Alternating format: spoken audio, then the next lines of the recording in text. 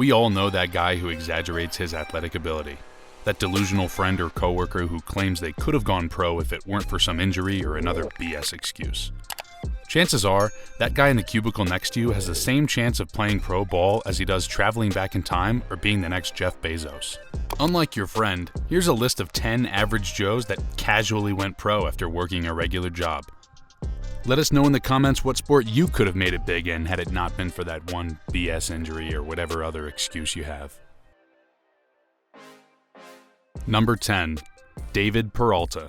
While there's no shortage of celebs who used to serve shakes at fast food restaurants, most of them did it in their teens and use it as some cute story to share on Ellen.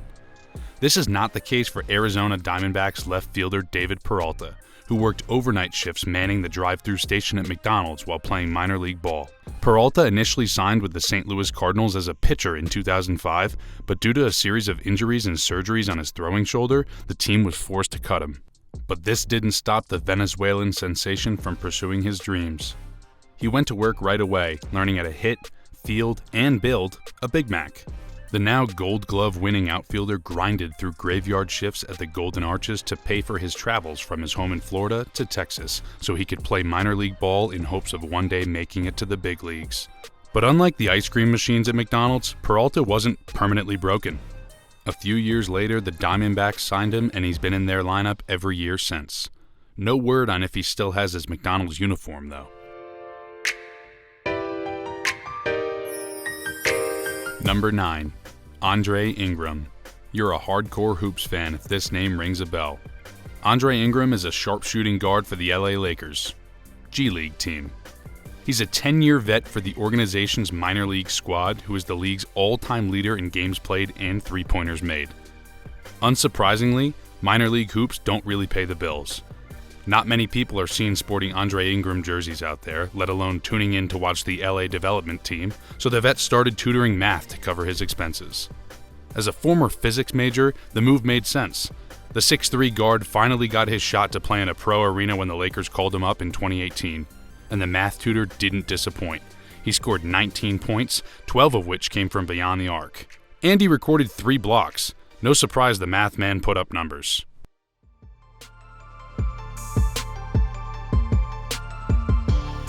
Number 8. Robbie Gould.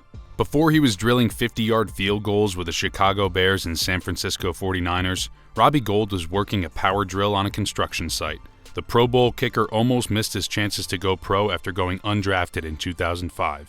To add insult to injury, he was cut by both the New England Patriots and the Baltimore Ravens prior to the start of the regular season.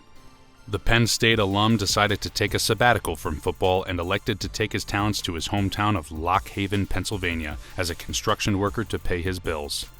Luckily for him, the Chicago Bears came calling just a few months later, and now he's one of the most accurate kickers in NFL history. That 4-year, $19 million contract he signed in 2018 is probably a tad bit more than what wearing a hard hat pays. So it's safe to say that Robbie will likely stick to a football helmet.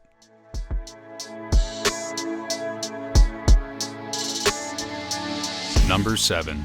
Jim Morris. If your childhood consisted of sappy sports movies, you have probably heard of our next selection. It's the Tampa Bay Rays' former 35-year-old rookie Jim Morris. Morris's background in sports is pretty pedestrian as far as pro athletes go. He was selected very late in the amateur baseball draft in the 80s, injured his arm a few times, and finished with pretty mediocre stats, all without managing to advance past single-A ball.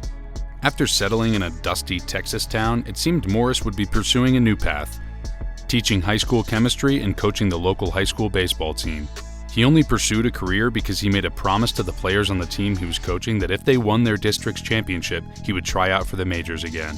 Well, lo and behold, his team won, and Jim went on to throw 12 straight 98-mile-an-hour fastballs in the tryout, pitch for a pro team, the then-named Devil Rays, and, arguably his crowning achievement, Dennis Quaid played him in a Disney movie to tell his tale. 84% on Rotten Tomatoes, too.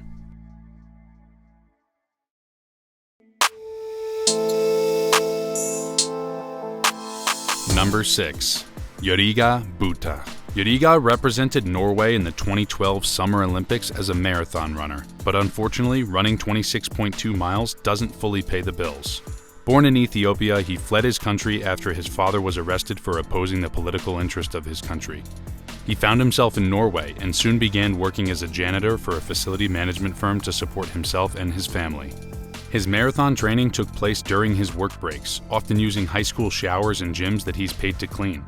Essentially, Yuriga Buta is sort of the Good Will Hunting of the sports world. How do you like them apples?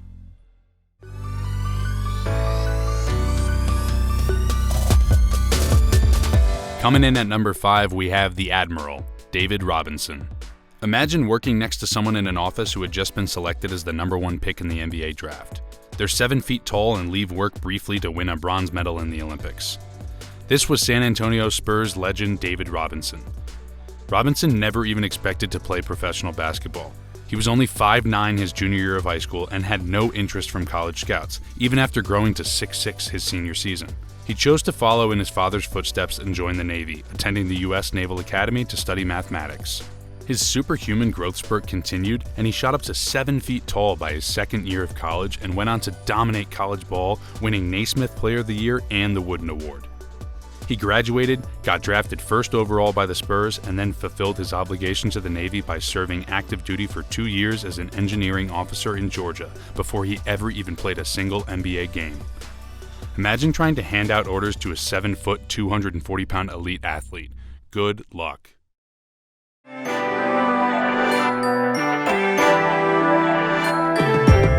Number 4. Vince Papale. If a 30-year-old part-time bartender, doorman, and substitute teacher making it to the NFL during open tryouts for his hometown team despite having no college football experience sounds like a Disney movie, that's because it is. The 2006 film Invincible is based on a true story of former Philadelphia Eagles special teams captain Vince Papale, who was played by the man who once claimed he could have single-handedly stopped 9/11, Mark Wahlberg. Poor take, Mark. Vince only played 1 season of varsity football while in high school, focusing primarily on track and field where he excelled and went on to receive a scholarship for college. He went on to coach and teach after graduating, but continued to play football in both his buddy's Rough Touch League and one lone season of the World Football League, as a member of the Philadelphia Bell. I've never even heard of that. The following year, his hometown Philadelphia Eagles and their head coach Dick Vermeil announced open tryouts for the team, and Papale showed up. He wowed the coaching staff and eventually made the team as a 30-year-old rookie, going on to play 4 seasons for the team he spent his entire life paying to see on Sundays.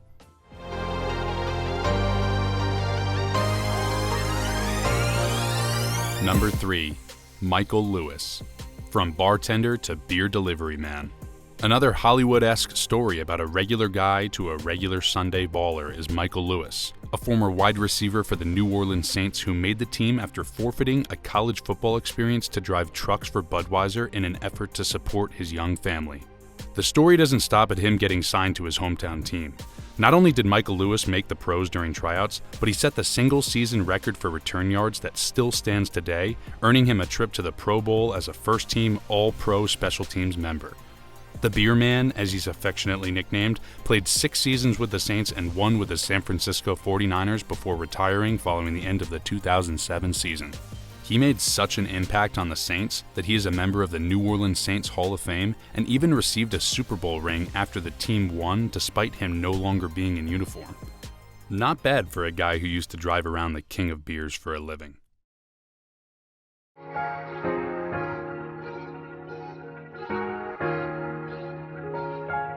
Number 2.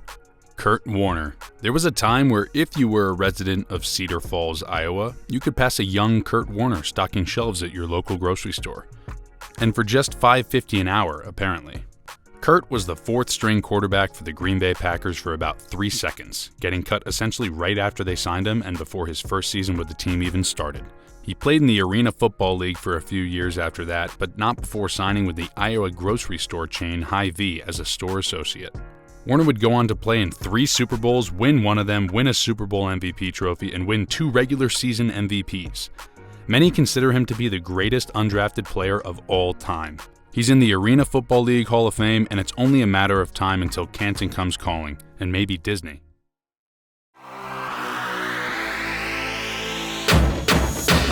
Number 1. The number one thing you need to do right now is find that subscribe button and absolutely smash it for more scintillating content from the game day. Now back to the good stuff. Number 1. Dick Lane.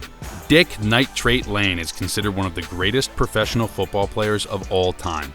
His 68 career interceptions are still 4th all-time despite playing all the way back in the 1950s, and he's a member of the Pro Football Hall of Fame in Canton, Ohio.